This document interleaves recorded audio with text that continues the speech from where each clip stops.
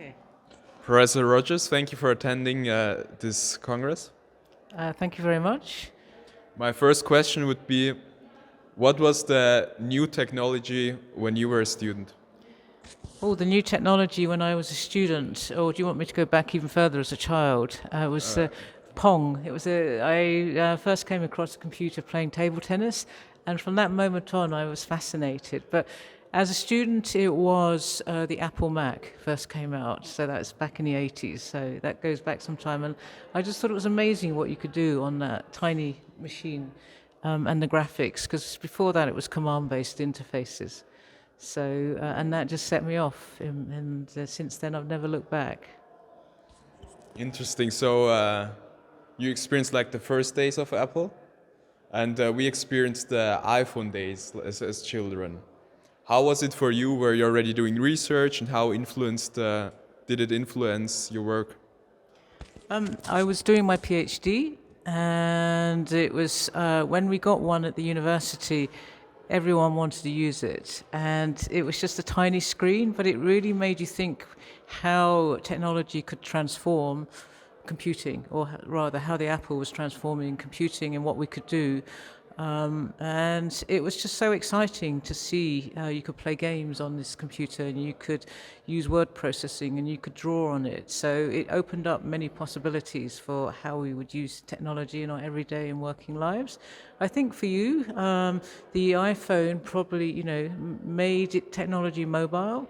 And then along came the app, and probably transformed every aspect of your life. You probably can't imagine what it's like when you lose your phone for a day. How does it feel? Oof, it happened to me, and it doesn't feel good, especially with all the data. It's kind of scary how much of ourself is in this phone, or what we now think of ourselves. Yeah, I think Andy Clark and his colleagues talked about how the smartphone was an extension of the body, so you couldn't really think of it as being distinct from the human body, because it's become so much part of us. And I think that's true. Is that for many people, it's just part of how they live. It's an extension. It's very much, everything's been offloaded in terms of how they remember and what they do. And because it's got its downsides, we can get addicted to scrolling for social media and so on, and constantly looking for that next hit in terms of whether someone likes posts on Insta and so on. So I guess there's always positives and negatives with the new technologies, particularly as it takes up more and more of our attention. Yes, especially for young people, social media and also social media addiction is a big thing. Do you have problems, or do you more often use the phone than you would like to, or check Instagram? I think I have an addictive personality, so I would probably have to admit that I use my phone more than I would like to. And I look at my social media in the morning and then maybe in the evening, so I'm not constantly looking at it. But I can see, the temptation. I haven't looked at my phone for 2 hours now, and I'm got twitchy fingers, wondering what's awaiting me. But yes, it can, without you realizing that you're constantly looking at your phone, which probably isn't too good a thing. Have you ever done a retreat of like smartphones or computers in general? And what is your experience? Would you recommend it? Do you have any research interest in it? This Christmas, I left my laptop and went off to a place in South Africa where there wasn't really very good Wi-Fi access, and because I knew I didn't have access to the Wi-Fi or my laptop, I did other things like look at the stars and read books and just contemplate and think about things. And it was a joy, but it was only for a week or so. And then once I got back, it was straight back in. So I think for a lot of young people, it really is problematic, and they do try and go cold turkey and not use their phone or their laptops or tablets, but I think it's really hard, and maybe that's not the best way to do it. So one of my PhD students, Ava Scott, is looking at how we might use end-user programming to allow people to set up rules or things on their phone that will, slow down, stop, or it'll tell them perhaps they should go for a walk or something like that. So they can be more in control of deciding how often and for how long that they use their social media for. And whether that people will find workarounds or ways around that, we don't know. But I think we really do need to seriously give this some thought about how do we give people more control. Maybe we can just abolish notifications. Because that's something that people are always constantly looking to see. And maybe, if it's just that you only look once an hour or something. But I think it's really hard because people are tempted. And just sort of stopping completely is okay for a short while, but you soon get back into it. So I don't know what the answer is, and because there's so much you can do on your phone. And I don't know. What do you think? Well, yeah, that's an interesting subject. I usually switch off vibrations.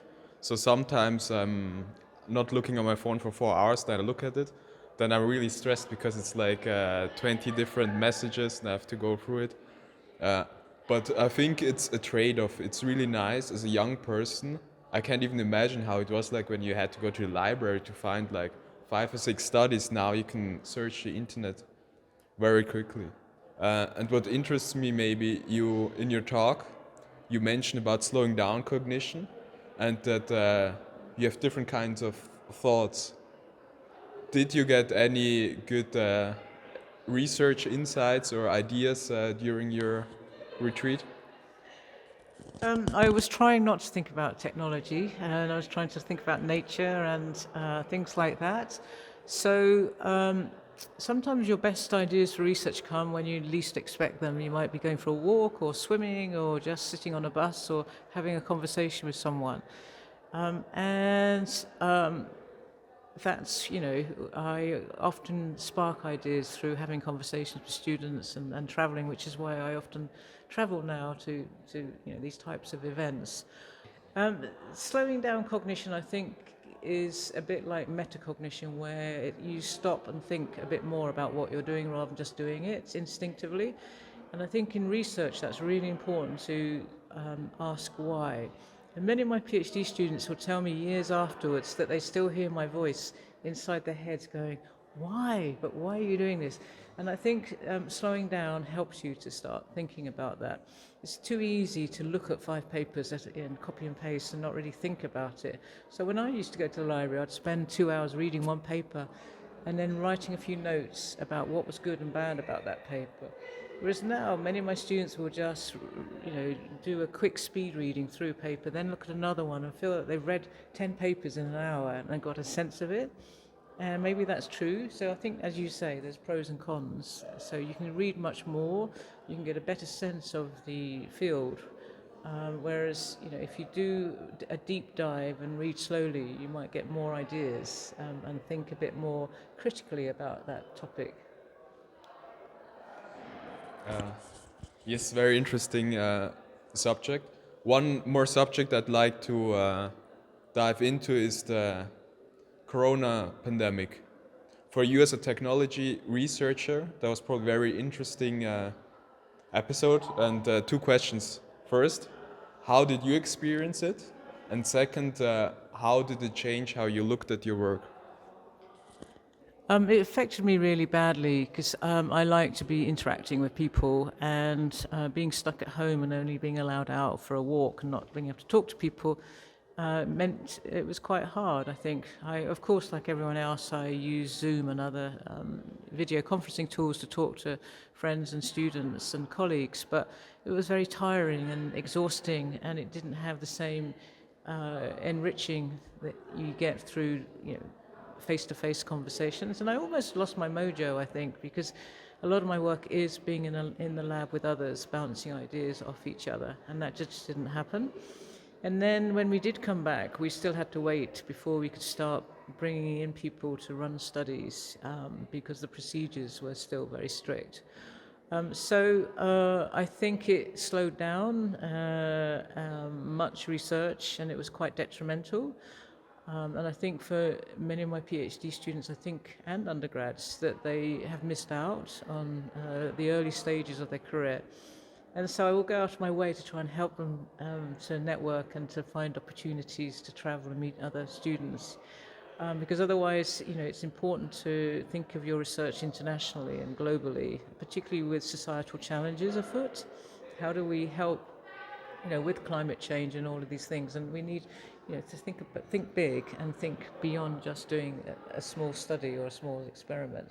So it's really important that we do still connect and have, think about problems globally, and that involves collaborating and traveling around. So I hope we don't have another pandemic, because it does close down a lot of research and closes down a lot of thinking. I, for one, at the end of the day, was utterly exhausted by 6 hours of Zoom meetings, and just wanted to go for a walk and not really write anything or think about things. So it hasn't been good, and I'm so glad it's over. Nice to hear that you care so much about your PhD students, that you helped them to regain some of the experience. And maybe short last question, what tips would you give to students who want to combine the psychological side of academia with the technological side? I would say the future is bright. I think there's lots of scope for psychology students who are prepared to move out of their comfort zone of doing certain experiments or, a particular paradigm like neuroscience, and move into working in the field of human-computer interaction. So I'm encouraged by 2 of my PhD students who've made that jump and see the potential for doing all sorts of new types of research and working with others. It can be quite daunting for some who like the comfort of knowing what comes next and the certainty of doing certain research studies. But I think there's huge potential, and I think doing things like behavioral change, where theories of how social norms and how people behave in certain contexts, and how we can nudge and intervene with different technologies, is a great area, especially if you're trying to change people's behavior to be more sustainable, for example. And so there is. And also I think with mental health is another area where there's huge potential for thinking of how technologies can be designed not just as diagnostic tools, but also to try and provide ways of helping people to overcome or mediate their mental health issues. So we've seen virtual reality, but I think there's a lot of scope for artificial intelligence and in particular chatbots to be designed to, with thinking how students and young people deal with mental health issues, and maybe just help a little way to help them sort of be more aware of what's happening and how they might help themselves or seek help. Thank you. Thank you very much for your time and your insights, and have a good flight. And thank you very much. It's been a real joy to come and see you all here and to see such eager faces, and good luck with your future career.